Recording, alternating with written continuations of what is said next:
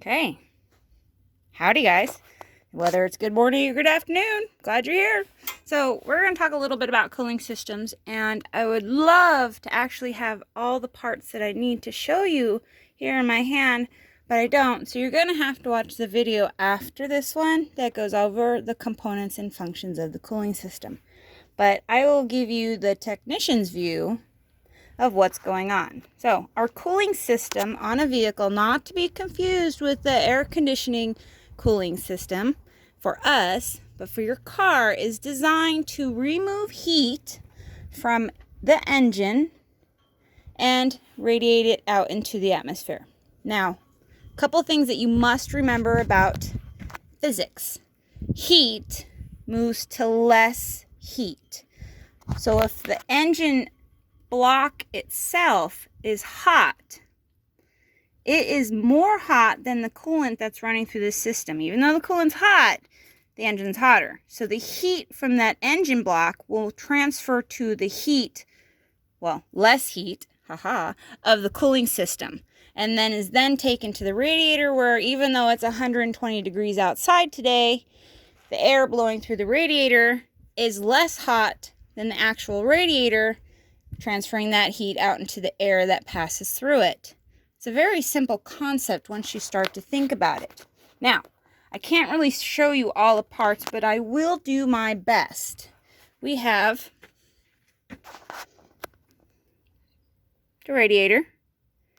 That could be the condenser, could be the radiator. I don't know. They both look the same. There we go. Even better. There's the top of it. That's the radiator. And how do I know? Because we have an upper radiator hose that goes right to it. There's a hose clamp that holds it to it. This one also has a transmission cooler or tranny cooler lines that run through it. You see them right here. And they go right into it. Even better. Right there. Okay. Radiator cap. Huge component to the system. I don't know how many times a student or even a customer has come to me and go, well, I've replaced all the components of the cooling system, but it still overheats. I don't know what's going on. And then you ask them, well, did you test the radiator cap to see if it's functioning well? This vehicle is not under pressure, hasn't been driven. I can squeeze the hoses so I can safely remove the radiator. But it hasn't even been driven. Ooh, that's such pretty green coolant. This vehicle takes the green stuff. If you look, this radiator has a spring, cap has a spring, and what it's designed to do, all these rubber seals, it's designed to hold pressure in this system. This is a 13-pound radiator cap. So it will hold 13 pounds. Once it hits 14, it should vent, release pressure to the overflow reservoir located there on this vehicle.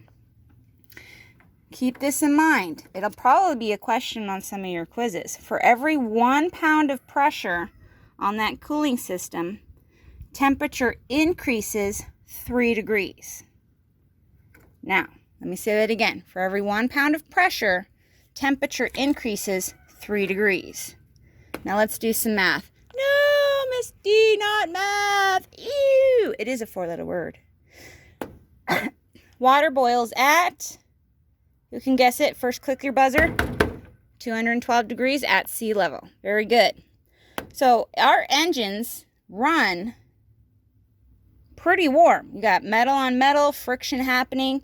So our cooling system has to actually allow it to run hotter than 212 degrees, because what would happen, the water would boil, it all turned to vapor, and our car would overheat. So if we have a radiator cap, this one's 13 degrees. We take that, multiply it by 3. Oh my goodness, I don't have my calculator. It's on the phone and I'm recording. So 3 times 3 is 9. 3 times 1 is 3. So that's 39 degrees. Add 39 degrees to 212. 3 plus 2 is 5. 3 plus 1 is 4. 245 degrees is our new boiling temperature of that system, well within the operating range of a thermostat. And thermostats can range anywhere between 150 to 195 depending on the manufacturer. If you were to look right there, there's my engine coolant temperature, ECT.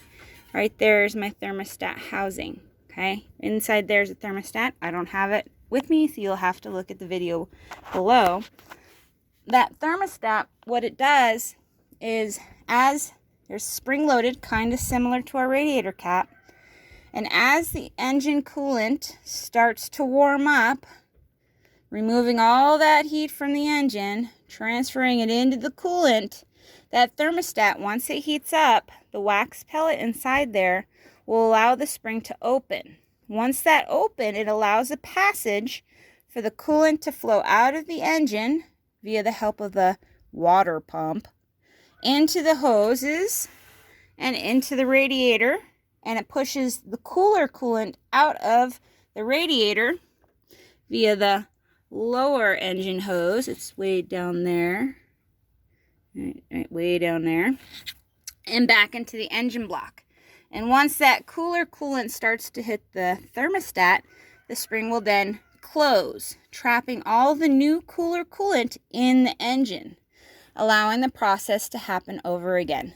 And what's happening while this hot coolant is in the radiator, air is flowing over it, cooling it down, and getting it ready for its next cycle, all over again. The ECT sensor sends information to, well, this one sends it to the dash because it's a very small, simple computer, and it has a clutch fan. This right here is the clutch fan. It has a spring in there that expands and contracts with temperature, allowing this fan to free flow or to lock with the engine's RPM. An ECT on a computerized car, 1997 and newer, will actually relay information to the computer. The computer will then send power to the relay to turn the electronic fan on. So depending on what system you're working on, this may operate a little different. Some vehicles, newer, will have two of these. They may be located on each side of the thermostat, or they may be located at the bottom and the top of the radiator to let the computer know if the thermostat is functioning correctly. Okay, so we got thermostat, radiator, radiator cap, water pump. It's a horrible name. If you look, it's right back there. This one you can tell because it's attached to the fan, but it helps to direct the coolant. It pumps it, you can say. Right here you see these hoses are attached to that thermostat housing. These hoses go to the heater core. The heater core is located under the dashboard so that when we turn on our heat, hot coolant runs into the heater core, which looks like a little miniature radiator, and the fan below it blows. So that cooler air blowing over the heater core, heat transfers from the heater core to the air blowing through it, and voila, magic, we have heat. So let's see, we got heater core, bypass hoses. You always want to check it, never open that when it's hot. Check for crunch, crunch, crunch. Homer Simpson growing on the side. If it feels like a squishy avocado that's overripe, they're no good. Recommend all the hoses to be replaced. If you're ever doing a water pump, recommend the thermostat to be changed as well, along with the radiator cap, especially if the vehicle has a lot of miles. If you're going to have the system open, mines will replace the parts anyways. Okay. Post your questions on discussion board. Make sure you watch the video below.